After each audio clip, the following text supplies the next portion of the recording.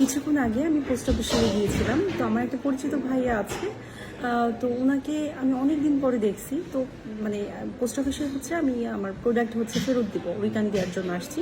তো আমি কিউয়ে দাঁড়িয়েছিলাম, তো হঠাৎ করে দেখে আমি চিৎকার দিয়ে উঠছি, বলছি ভাইয়া।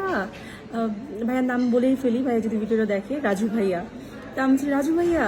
তো উনি ফোনে হয়তো ব্যস্ত ছিল, তো আমাকে বলতেছে না, ইভেন উনি বাঙালি, আমাকে বলতেছে না আমি রাজু না। আমি অবাক হলাম, ভাই আমাকে এটা কেন বলছে? পরে ভালো করে দেখি যে আসলেই রাজু ভাইয়া না, মানে মানুষের সাথে মানুষের একে তো অনেক মিল। পরে আমি সরি বলছি যে ভাই আসলে আমার একটা ভাইয়া আছে একদম দেখতে আপনার মতো। পরে বলছি ইটস ওকে আপু, কোনো সমস্যা নাই।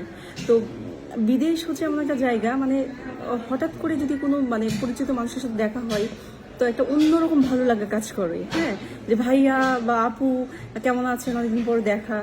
আসলে কি বলবো, এটাই হচ্ছে বিদেশ লাইফ।